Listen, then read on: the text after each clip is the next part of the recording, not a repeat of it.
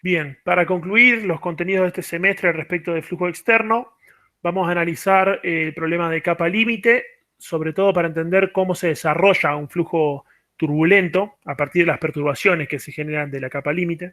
Como ya habíamos visto, se define capa límite a la región de flujo que está afectada por esfuerzos viscosos, y como recordamos tenemos condición de no deslizamiento en los puntos donde el sólido está en contacto con el fluido, ¿sí? En esos lugares ponemos como condición de contorno de que las velocidades son iguales, y en este caso podemos decir que es cero, ¿sí? Esto es, la velocidad es igual a la del sólido, que en este caso es cero, ¿sí? Así que tenemos esa condición de contorno, a partir de eso se desarrolla un perfil de velocidades como que se representa acá, y ya vimos la teoría de capa límite y las ecuaciones de capa límite y cómo el perfil de velocidades que se genera aquí adentro va a depender, entre otras cosas, del campo de presiones exterior, ¿sí?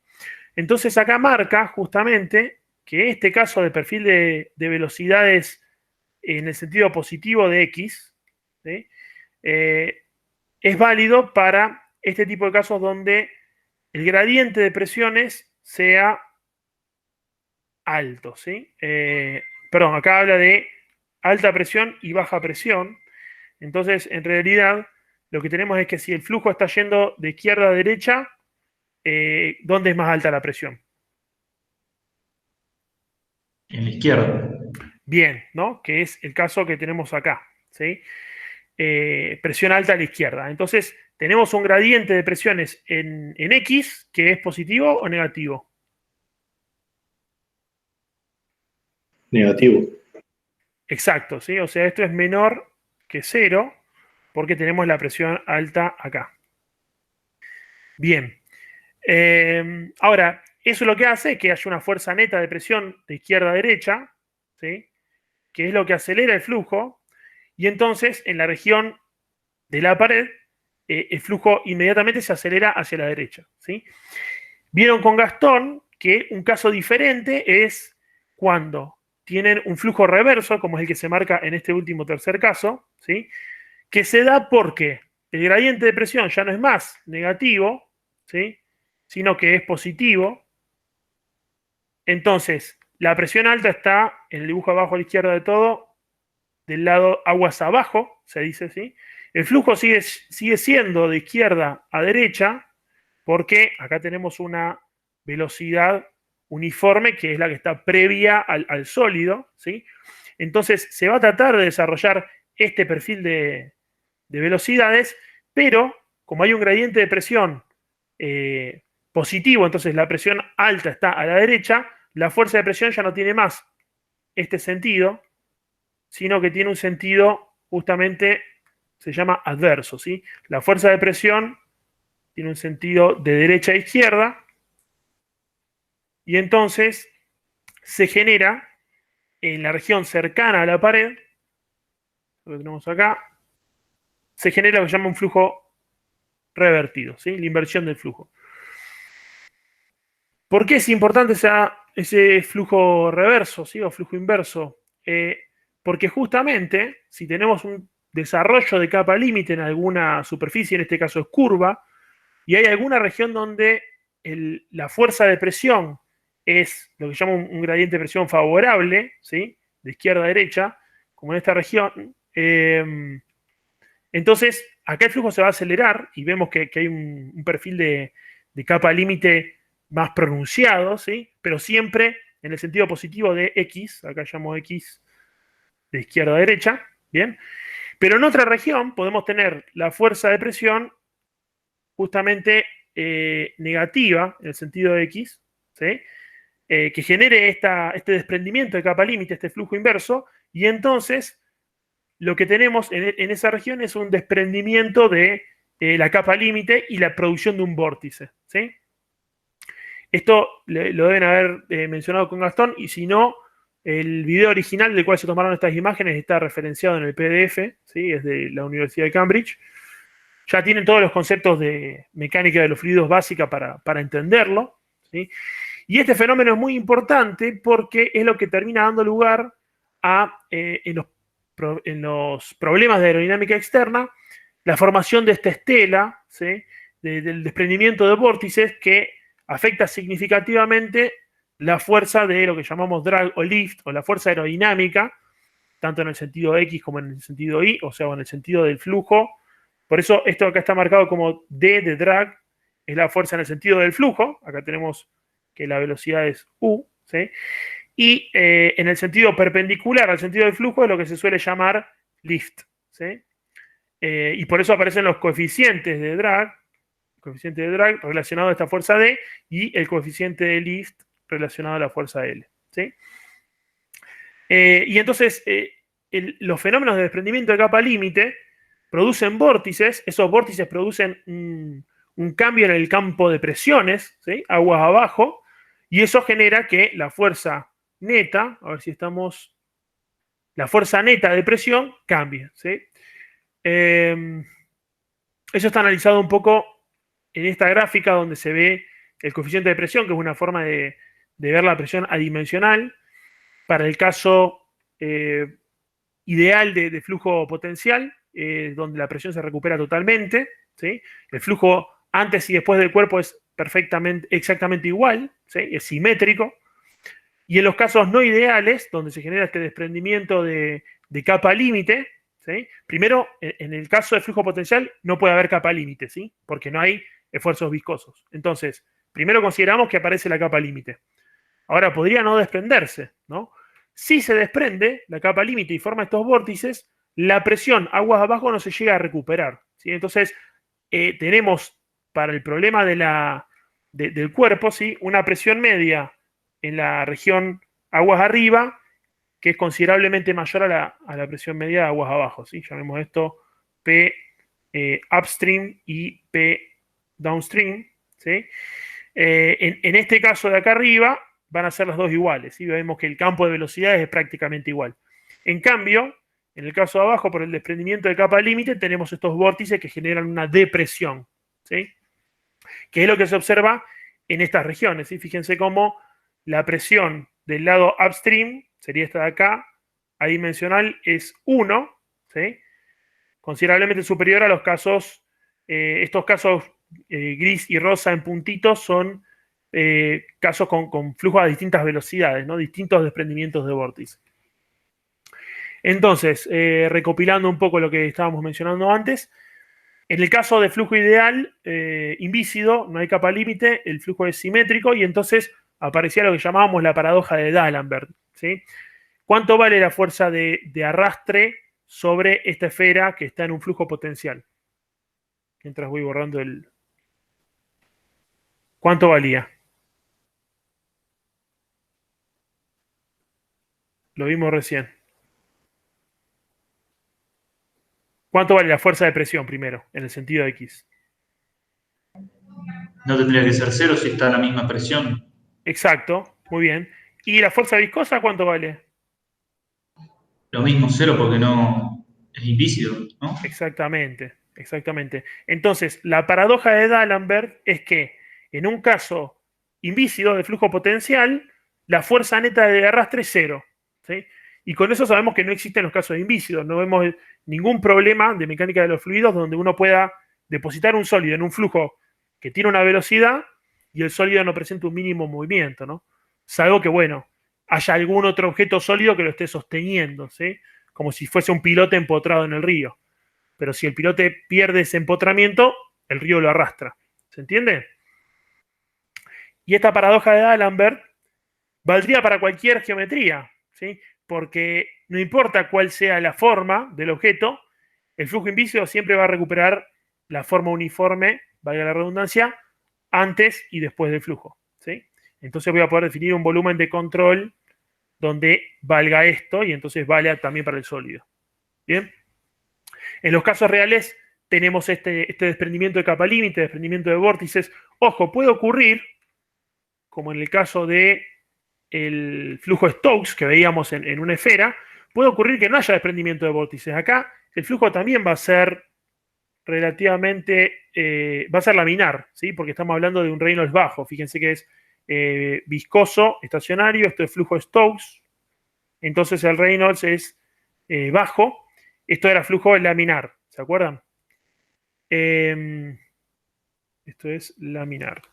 Ahora, por más que sea laminar, existe un esfuerzo de corte, tau mu, proporcional a los gradientes de velocidades en este sentido. O sea que acá, por más que no tenga desprendimiento de vórtices, hay una fuerza de drag. Y de hecho, es lo que se calcula acá abajo como resultado, ¿sí? Pero esto es puramente por los esfuerzos viscosos, ¿sí? Lo que está calculado acá. Se está despreciando el efecto de la presión. Bien.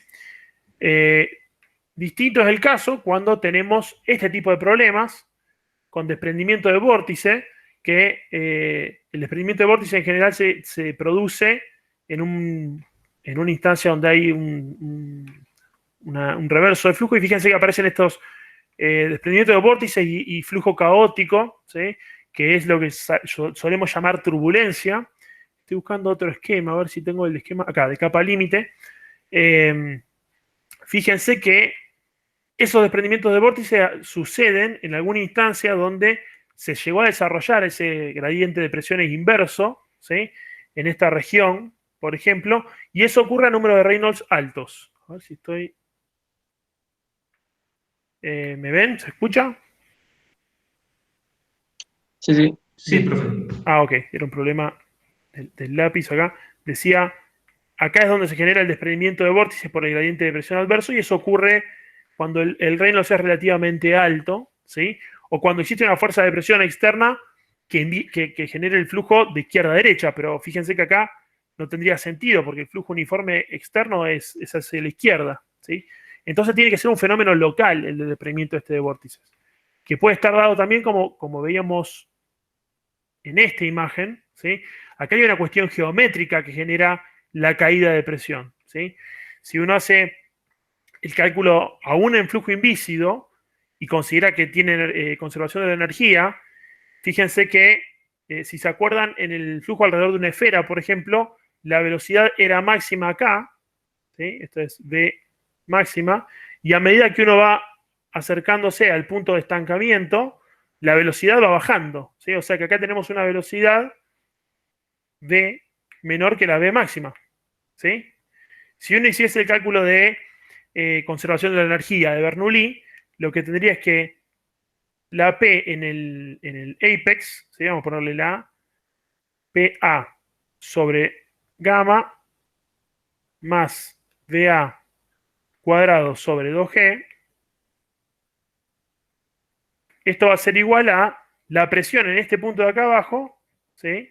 Vamos a llamarle 1, también sobre gamma más V1 cuadrado, también sobre 2G, ¿sí? Pero yo lo que les quiero hacer notar es que si esta velocidad es más grande que esta, entonces la presión mayor es esta, ¿sí? La P1. Con lo cual, solamente por una cuestión geométrica yo tengo ese gradiente de presión adverso, ¿sí? Esto ya me quedó bastante sucio, pero aún, o sea, aún en el caso en el que no existan esfuerzos viscosos, ¿sí? Piensen que además el esfuerzo viscoso tiende a frenar el fluido. De hecho, por eso tenemos la condición de no deslizamiento en esta región, ¿sí? Y eso es entonces, en resumen, el fenómeno de desprendimiento de capa límite, ¿sí? Y un poco cómo afecta la distribución de presiones y por qué genera una fuerza de presión, que básicamente es una de las fuerzas aerodinámicas que induce lo que llamamos el drag, ¿sí? También puede haber una distribución de presiones que genere lift, cuando como en el caso este, fíjense que tenemos desprendimiento de vórtices en esta región, pero no tenemos desprendimiento de vórtices en esta región, con lo cual acá tengo una caída de presión, ¿sí?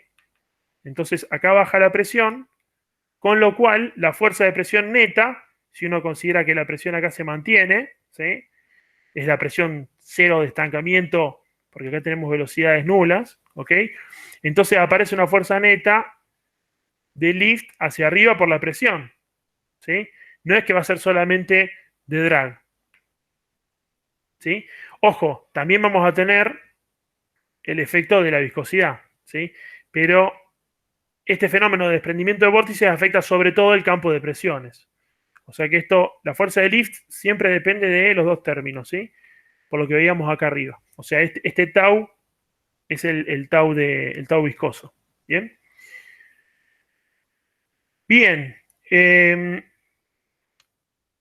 Y acá entonces vemos, limpio un poco la imagen,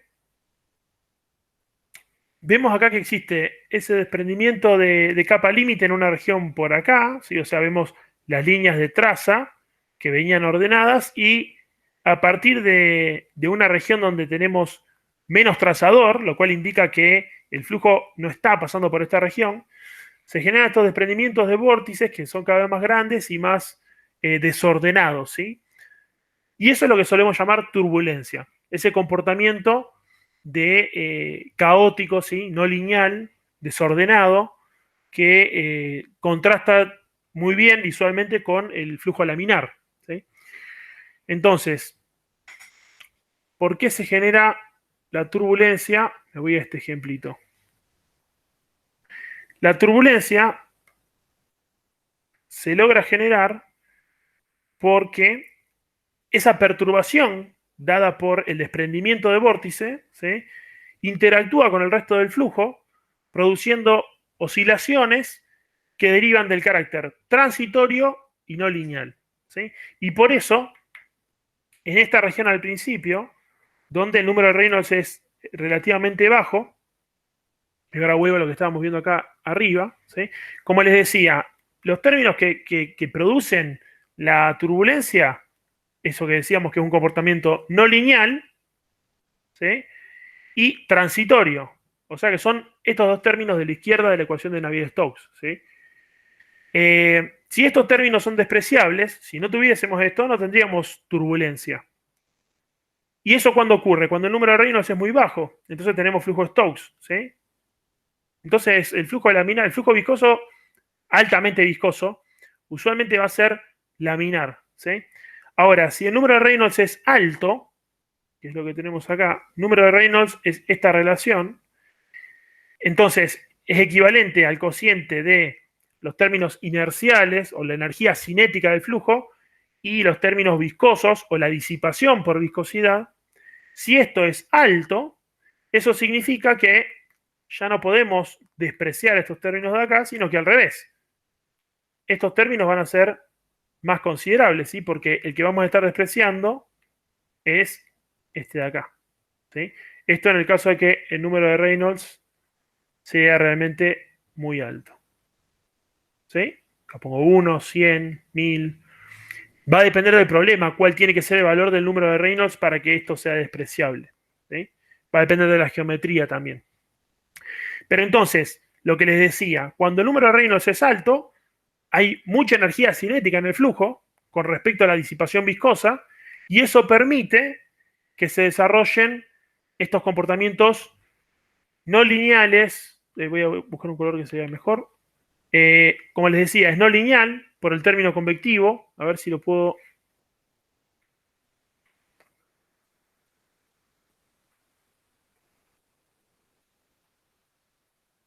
Me voy a llevar a esta ecuación. Así discutimos por qué la turbulencia tiene las características que tiene, ¿sí?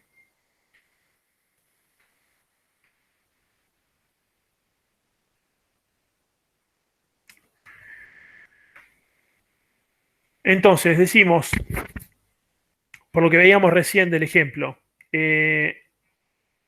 ¿cuándo tengo turbulencia? Bueno, tengo turbulencia cuando estos dos términos son significativos, ¿sí? O sea que este término es prácticamente despreciable.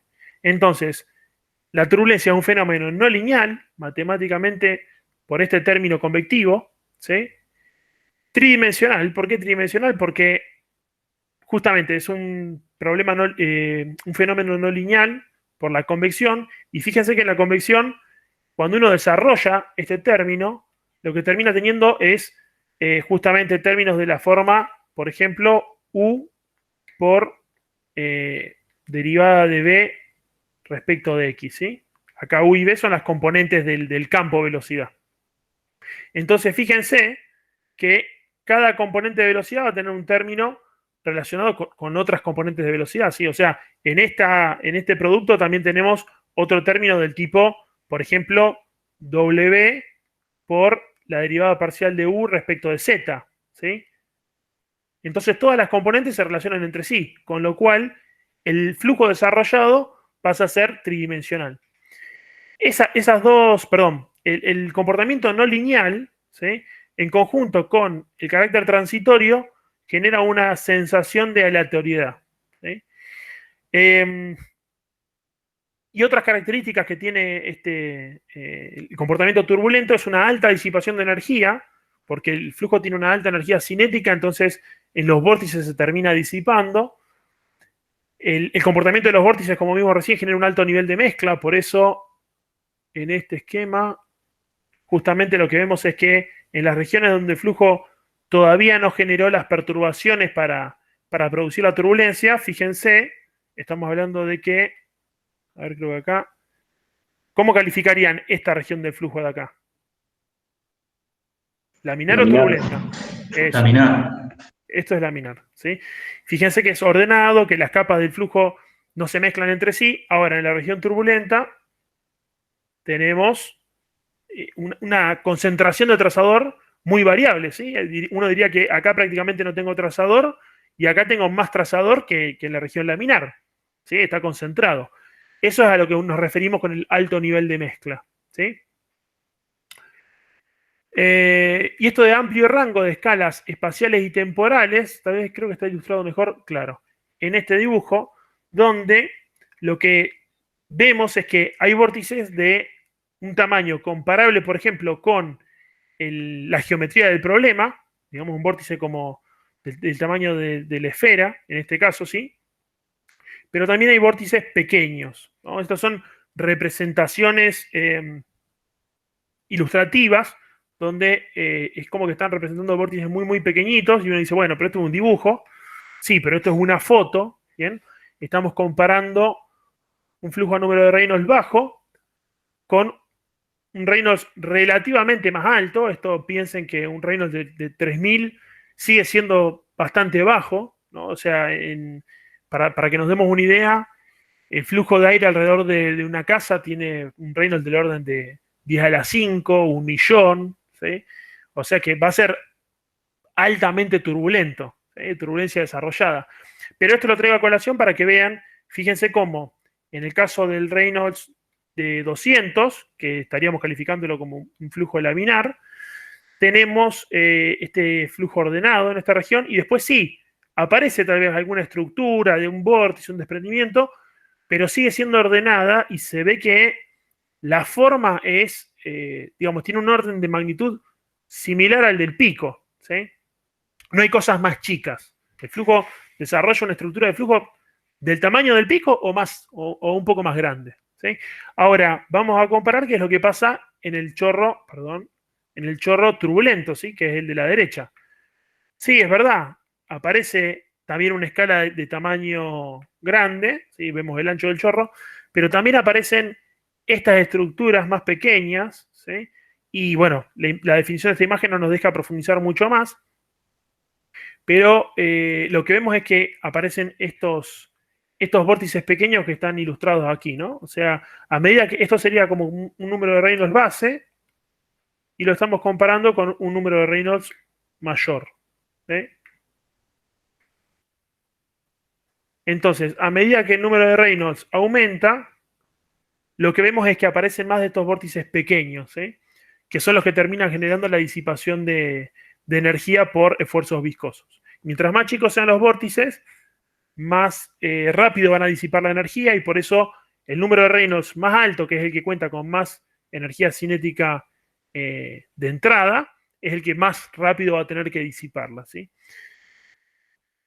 Ese es el resumen de lo que es físicamente la turbulencia. Me parece mucho más ilustrativo observarlo con un video que les voy a compartir después por la plataforma y que relaciona este comportamiento caótico, puede sonar aleatorio, pero esta ecuación es determinística, no es aleatoria. Entonces, en realidad el comportamiento no es aleatorio, sino que es caótico y está relacionado con esta función no lineal que es el mapa logístico, ¿sí? Una sucesión, en realidad es no lineal. Y a nivel físico, lo que estábamos hablando antes es que la mayoría de nuestros flujos son de un número de Reynolds alto, entonces vamos a tener este comportamiento caótico y lo que se termina analizando son los flujos medios. A ver si tenemos un esquema. Claro, como acá. Este perfil de velocidades, ¿sí?, que estamos viendo acá, no es el perfil instantáneo real, sino que es justamente cuando uno considera el valor medio de velocidad, que es igual a la integral en el tiempo de esta velocidad, dividido el tiempo total en el que lo estoy integrando, ¿sí? Eso es el flujo medio de este flujo turbulento, ¿sí? Y lo que vamos a ver es que si uno pudiese medir, no sé, con un tubo de Pitot la velocidad en este punto y la representase en un esquema del tipo velocidad en el tiempo, lo que veríamos es un comportamiento de este estilo, ¿sí? O sea, aleatorio, pero que tiene un valor medio relativamente constante, ¿sí? Y eso es lo que se suele representar en estos perfiles de velocidad. O sea, para cada punto, cada altura de esta capa límite, ¿cuál es el valor de U medio? ¿Sí? Ahora, la velocidad real, la U, va a ser ese U medio más un U', ¿sí? Bueno, U' mayúscula, seamos consistentes con la nomenclatura, pero lo que sí marca es que esto es la variación de la velocidad en el tiempo respecto de su valor medio, ¿sí? Que era lo que aparecía, y ahora lo pego con todo, en las ecuaciones de capa límite, ¿sí? A ver si las teníamos más por arriba. Ja, no tengo acá las ecuaciones de capa límite. A ver si las encontramos, tenía que estar. Bueno, las vamos a buscar en el libro. Ecuaciones de capa límite estaban acá. Bueno.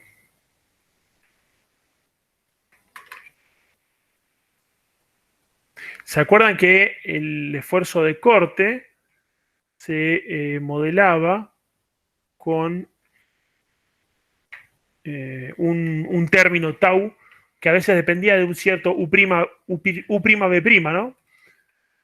ver, ¿esto me está buscando? No. A ver si encontramos.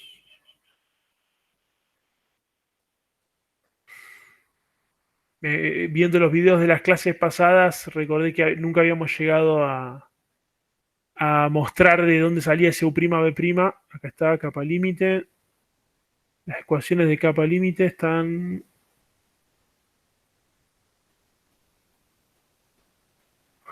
Las dimensiones.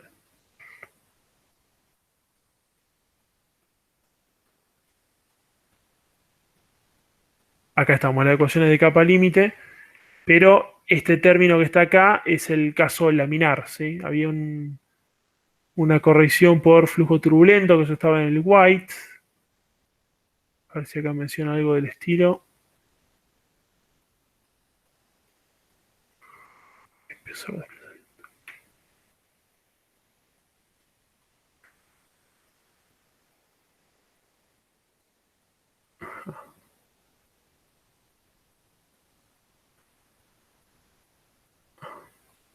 Acá está la condición no estacionaria, que es lo que nos estábamos refiriendo con turbulencia recién. Acá aparece el tau W, que es el esfuerzo de corte en la pared. Ya acá menciona la turbulencia, ¿sí?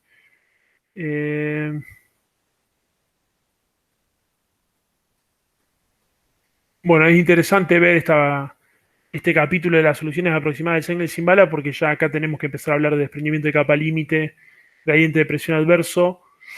Acá habla del esfuerzo de corte en la pared. Y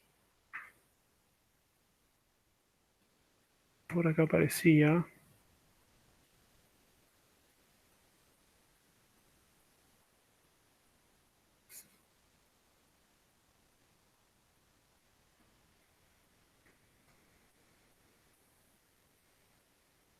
Bien, esto estaba extraído del Whites. No encuentro la presentación donde teníamos el U', pero lo que reemplazaba era el término del esfuerzo de corte, ¿sí? O sea, tenía un efecto sobre el flujo medio que estaba basado en esa variabilidad de la velocidad, ¿sí? Bien, eso era lo que quedaba pendiente de esta presentación. Si hay alguna duda respecto del flujo externo, vamos a verla en el foro. Y por el momento concluimos ahí el módulo.